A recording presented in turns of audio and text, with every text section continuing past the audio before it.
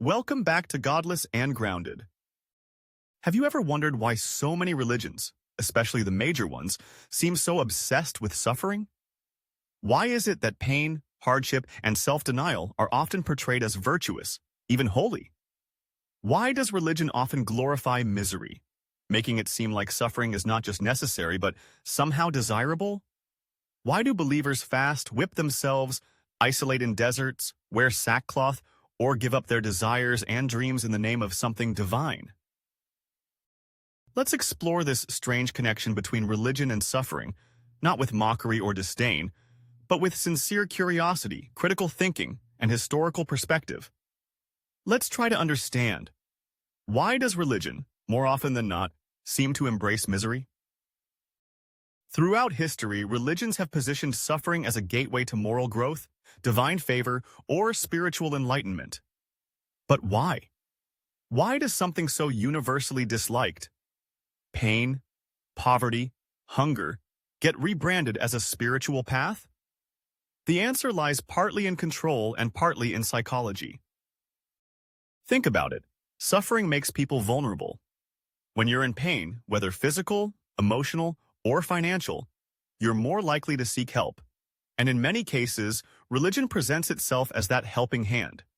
You're told that your suffering has meaning, that it's a test, that it's part of God's plan, or worse, that you deserve it and this pain is a form of divine justice. In this way, religion doesn't just explain suffering, it validates it. And once suffering is validated, it becomes tolerable. And when it becomes tolerable, it becomes useful to the institution promoting it. Take, for example, the concept of martyrdom. In many religions, dying painfully for your beliefs is the ultimate honor. You're not just dying, you're dying for a cause, for a deity, for truth. But isn't it interesting that such glory is only granted after death? The people who benefit from your sacrifice are the living ones, often religious leaders or the institution itself. The martyrs are gone, but their stories are told for centuries to inspire more self-sacrifice. Religion loves the image of a person willingly walking into flames or torture because it keeps the flock obedient. It says, "Look how devoted you should be. Pain is the price of faith." Let's take a closer look at Christian traditions. Christianity, especially in its Catholic and Orthodox versions, has elevated suffering into something almost sacred. Jesus' crucifixion is the central symbol of the faith, a man nailed to a cross, dying in agony. This image is everywhere, in churches, homes, jewelry. Why? Because it tells followers that suffering is redemptive. That Jesus didn't just suffer, he had to suffer to save the world. And by extension, you too must suffer to be holy. This is where the idea of imitating Christ comes in. Saints and ascetics in Christian history often went to extreme lengths to feel pain. Saint Francis of Assisi begged for poverty.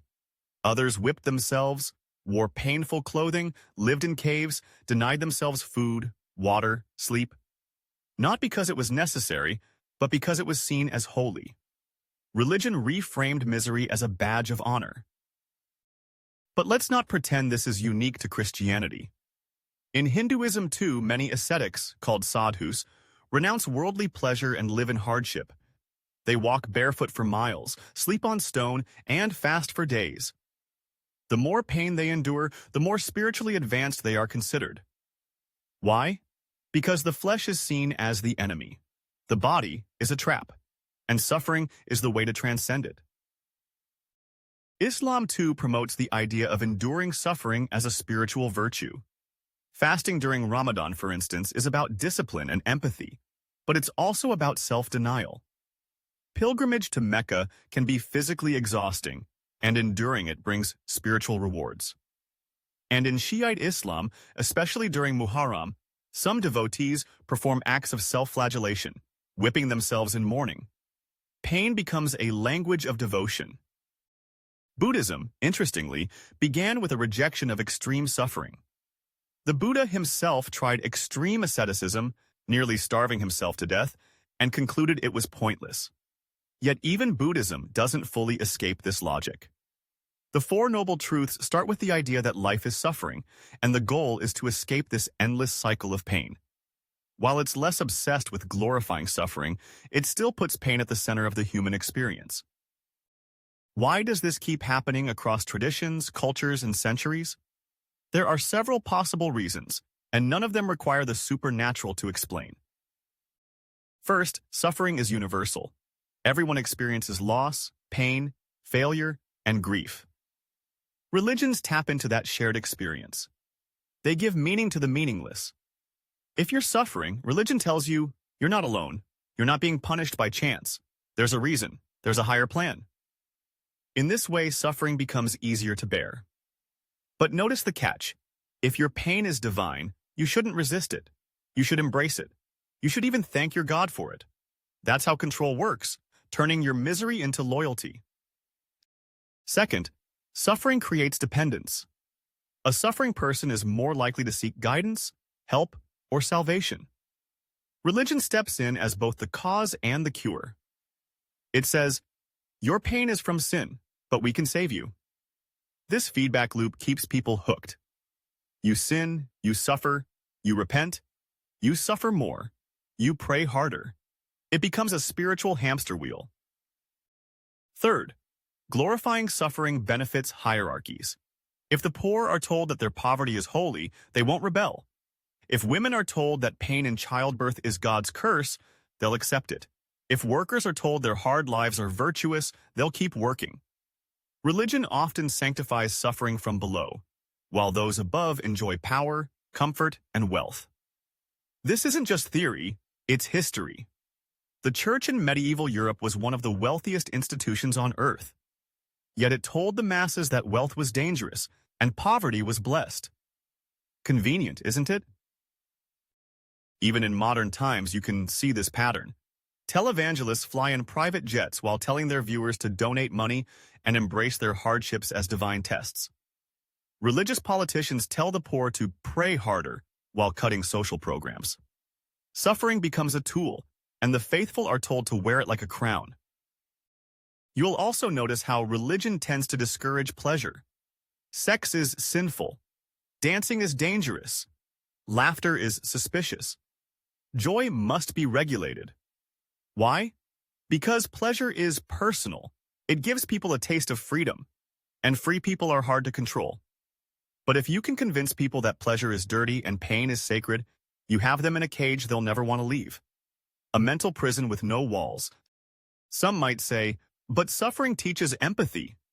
Yes, it can. But do we need religion to teach us that? Isn't it more moral to relieve suffering rather than glorify it?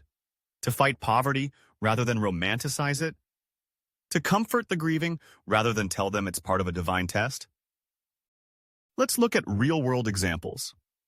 In Ireland, for decades, young women were sent to Magdalene laundries, institutions run by nuns, for the sin of becoming pregnant outside marriage. Many of them were abused, locked up, forced to work in silence, and told their suffering would purify them. In reality, it was cruelty dressed up as holiness. And it didn't happen 1,000 years ago. It happened as recently as the 1990s. In some parts of the world today, children are beaten in religious schools for not memorizing scriptures. Women are told to stay in abusive marriages because God hates divorce. Victims are told their suffering has purpose. But who decides that? Who benefits? You see, religion doesn't just endure suffering. It institutionalizes it. It creates systems where misery is expected, encouraged, and enforced. And it does so under the banner of love, faith, and salvation. That's the most dangerous part. The pain doesn't feel like punishment. It feels like virtue. And that's how it hides. This is not to say that suffering never has value. People grow through struggle. People change through hardship. But there's a difference between learning from pain and worshiping it. Religion often blurs that line. It tells people that the more they hurt, the closer they are to God. That idea is not just wrong, it's harmful. In a world already full of natural suffering, disease, disaster, loss, we don't need to manufacture more. We don't need to romanticize it. We don't need to kneel before it. We need to reduce it, understand it, heal from it. And that starts by questioning the systems that tell us pain is noble and silence is strength. So when you hear that suffering brings you closer to the divine, ask yourself, who told you that? And why? What do they gain from your pain? Because maybe, just maybe, the divine isn't in suffering at all. Maybe it's in healing. Maybe it's in questioning. Maybe it's in freedom. And maybe that's why the cult of suffering still fears those who stop kneeling and start thinking.